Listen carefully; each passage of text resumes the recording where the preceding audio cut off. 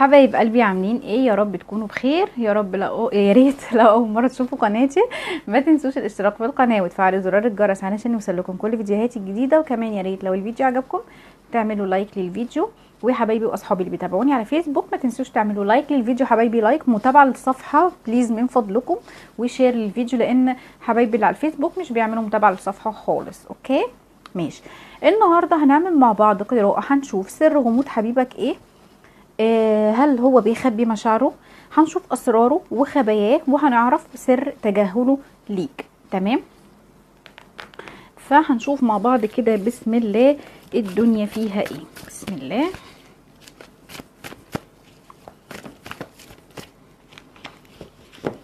بسم الله، لا اله الا الله. بسم الله، بسم الله الرحمن الرحيم. طاقتكم عاليه قوي، خلي بالكم الناس اللي قراءتها اللي طاقتها جذبتها ان هي تشوف الفيديو طاقتها عاليه. الكروت بتطير مني.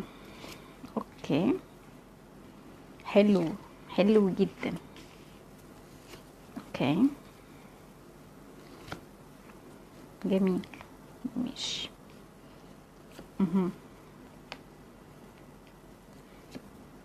اوكي يلا حبايبي بينا نبتدي. مش بقول لكم طاقتكم عاليه؟ كل اللي بيشوفني دلوقتي انتوا عندكم روحانيات عاليه جدا، عندكم طاقه روحانيه كبيره جدا، قريب جدا جدا من ربنا، وعندك روحانيات حلوه جدا.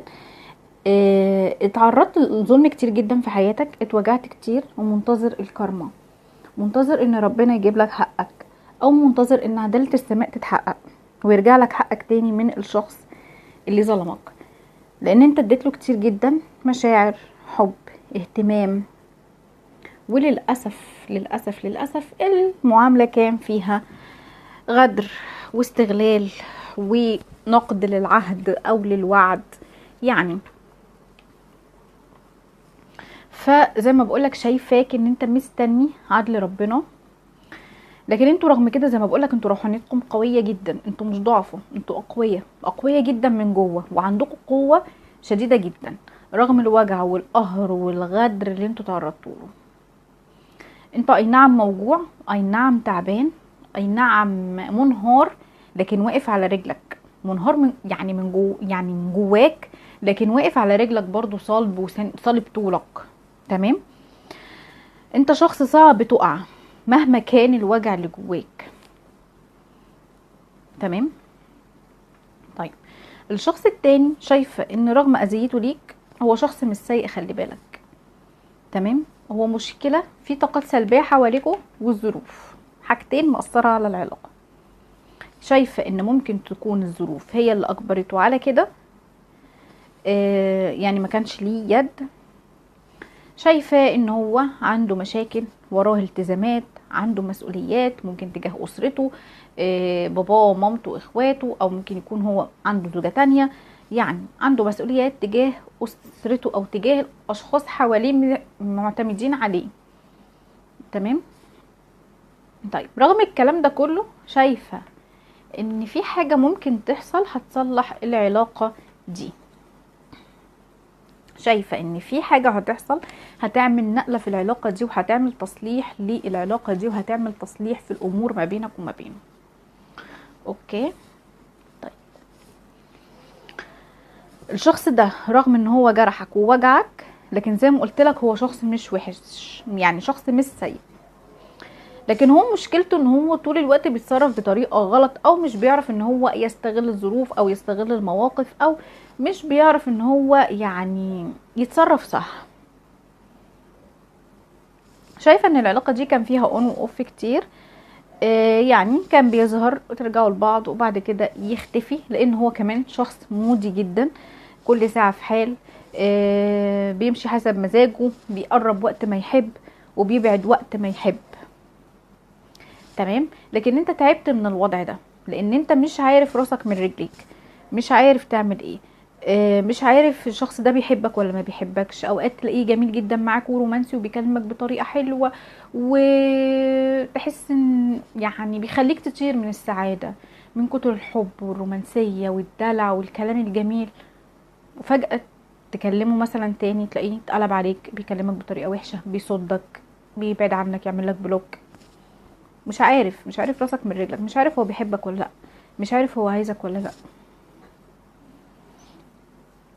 فانت تعبت يعني. طيب عايزه اقولك على حاجه، هو بيفكر فيك رغم كل الكلام اللي انا بقوله ده، لكن هو بيفكر فيك كتير، ولكن هو شخص متعب للاعصاب، تصرفاته متعبه للاعصاب، تصرفاته طباعه مش سهله، تصرفاته بتتعب لك اعصابك، التعامل معاه مش سهل خالص، بيتعبك جدا جدا جدا. شايفاه بيحبك، ومهما بعد عنك بيرجع لك تاني، لان زي ما بقولك شايفه ان في حب كبير ما بينكم، لكن شايفه كمان ان انت عايز تاخد حقك منه. زي ما قلت لك في الاول، انت مستني عدالة ربنا، بس برضو النفوس البشرية اوقات كده بيجي عليك وقت تقول انا عايز اخد حقي من الشخص ده، عايز اعلمه درس، وهو كمان خلي بالك بيفكر بنفس الطريقة، عايز برضو يوصل لك مسج معينة. تمام. بس انا بالنسبة لي من خلال الورق شايفة ان هو بيخطط لحاجة او بيخطط للرجوع ما بينك وما بينه. طيب هنشوف ايه هو سبب غموضه. ليه الشخص ده غامض معاك؟ ليه الشخص ده مش مرسيك على بر؟ ليه الشخص ده مش مخليك عارف راسك من رجلك؟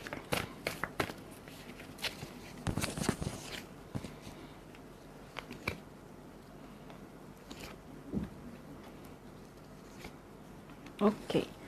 طيب من اسباب بقى غموضه المهمة جدا اللي انت لازم تعرفها كويس قوي، ان هو كمان حاسس ان انت غامض معاه، وهو كمان حاسس ان انت مش عارف، يعني مش عارف انت عايز ايه، او هو غامض بسبب حاجة انت عملتها معاه، او حاجة تانية، سيناريو تاني، ان هو بيبعد عنك علشان يختبرك ويشوف انت لسه بتحبه وعايزه ولا لأ، علشان تتابعه، علشان تجري وراه، لان هو بيحب كده قوي، بيحب العلاقة، يعني بيحب التواصل الروحاني قوي. تمام. فزي ما قلت لك هو كمان حاسس ان انت غامض عليه، وغموضك وصمتك معاه ممكن يكون سبب تصرفاته اللي تعباك، لان هو شخص طفولي جدا، بيتصرف بطفولية او بعقل الاطفال، لكن انت شخص عقلاني جدا. طيب شايفة ان في اختلافات ما بينك وما بينه، زي ما بقولك هو شخص طفولي وانت شخص عقلاني، فانتوا الاتنين تعبانين، انت تعبان وهو تعبان، هو مش فاهمك وانت مش عارف هو بيحبك ولا لا، وهو برضو يعني في حاجة هو مش فاهمها، او في حاجة انت مخبيها عليه او مش مفهمها له، في ثغرة، في حاجة مش واضحة في العلاقة دي. تمام. طيب هنشوف مصير العلاقة. طيب كويس، حلو حلو ماشي. زي ما قلت لك في تواصل روحي ما بينكم، وشايفة ان في كارما هتحصل، يعني اللي انت مستنيه هيحصل، انت مستني الكارما. تمام. شايفة كمان ان ممكن تحصل ما بينك وما بينه مقابلة بالصدفة تنهي الخلاف اللي ما بينك وما بينه، لان الصدفة دي هتعمل عندك نوع كده من الصدمة، وهيحصل ما بينك وما بينه كلام، يعني في مفاجأة هتحصل خلال الفترة الجاية. فلازم تتكلموا يا جماعة انتوا الاتنين مع بعض وتتصافوا مع بعض، لان زي ما قلت لك هو حاسس ان انت في حاجة مخبيها عليه او مش فاهمك، وانت نفس الوضع. تمام. فانتوا لازم تتصافوا وتفتحوا قلوبكم مع بعض وتتكلموا مع بعض. تمام. انا شايفة ان العلاقة دي محتاجة صراحة، انت ممكن تكون مخبي عليه حاجات وهو عايز يعرفها. تمام. فشايفة ان العلاقة دي محتاجة صراحة، ومحتاجة ان انتوا تفتحوا قلوبكم لبعض، ومحتاجة برضو شوية صبر. هو هيرجع لك، لان هو تعبان اوريدي وعنده مشاكل كتير في حياته، لكن زي ما قلت لك شايفاه هيرجع لك، لان هو تعب ويعني ما تفتكرش ان هو بعيد عنك ان هو فرحان، لا هو بعد، هو سوري، تعب. تمام. تعب ان انت ما بقتش تتكلم معاه، تعب ان انت ما بقتش في حياته، بس يعني شايفه ان في ان شاء الله باذن الله في رجوع وحقك راجع لك الكارما، او حقك زي ما قلت لك حقك هيرجع لك، او الشيء اللي انت منتظره هيحصل. بس اهم حاجه ان انت ما تستعجلش، واهم حاجه ان انت تكون صبور، وهو هيعتذر لك وهيقدم لك الاعتذار اللي انت عايزه. تمام. طيب حبايبي، اتمنى يا رب تكون قراءتي النهارده عجبتكم. يا ريت لو الفيديو عجبكم ما تنسونيش في لايك وشير وكومنت حلو، وباي باي.